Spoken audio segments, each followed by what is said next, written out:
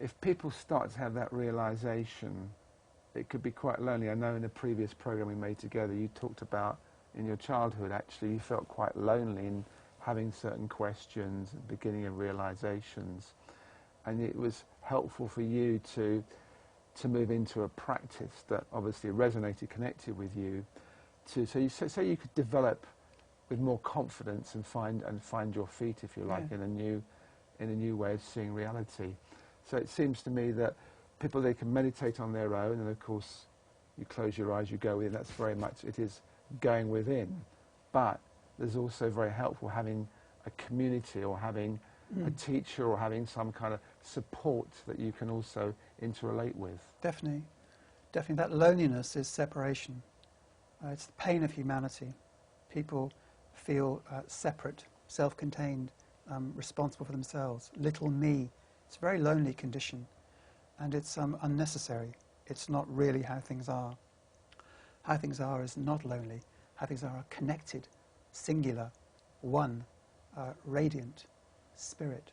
So there's no loneliness in the end, but in the beginning loneliness is there because we think we are separate.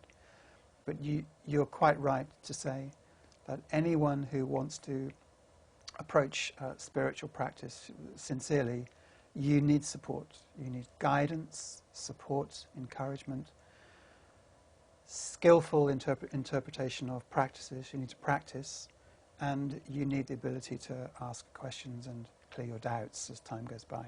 That's why we have our community, to enable people to do that.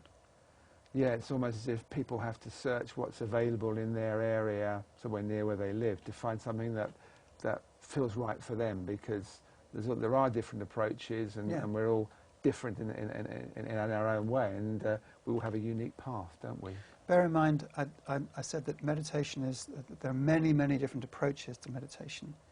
What I've given today is a sense of a deep and profound meditation that brings you into direct contact with your essential self. There are other meditations which merely quieten the mind, bring some calmness to the mind. Merely that. Good, helpful in the world, useful. So there's lots of different meditations. You need to find something which attracts you, something which works for you, something which has got good training behind it, something authentic. But seek it out. So someone who comes to a centre like yours, what kind of practical support are they likely to get there?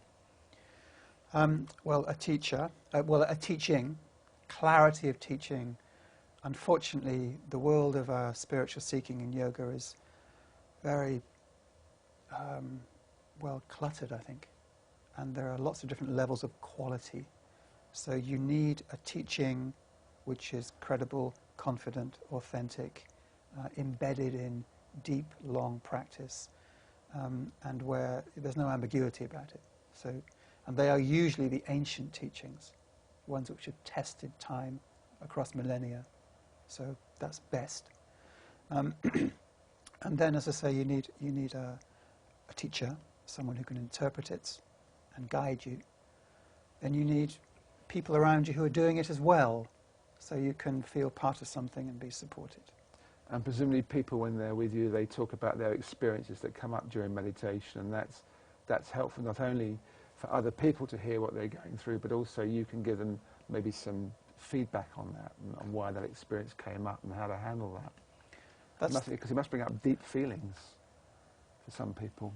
Yeah, deep feelings and frustrations, because getting beyond our usual habits takes a bit of energy. You know, honestly, it takes a bit of energy. It's not something immediate. It takes persistence. Some people will not persist and will go on to other things, and other people will persist. And the teacher is the person who can be there consistently and be available for doubts to be cleared and advice to be given and experiences to be interpreted, you know, across time. Do you have a teacher yourself, or are you able to pretty much deal with what comes up now with your own experience? Ramana Maharshi is my teacher. Yeah. But he's dead now, isn't he? He's dead. So do you still feel him? No, well, the man, there's the power, the current. In yoga we use the word current. so that the current of influence is alive in the world, scintillating, electric. That current doesn't die. Different figures may emerge who interpret that current and who personify it. Ramana Maharshi was a genius, was a profound, important influencer in the world of Jnana Yoga. So very humble, very simple, but extremely important. So as a man, he's dead. But the current that he conveyed was nothing new. It was the current that's been there since time immemorial and still is now and is here today. So the man is the mouthpiece.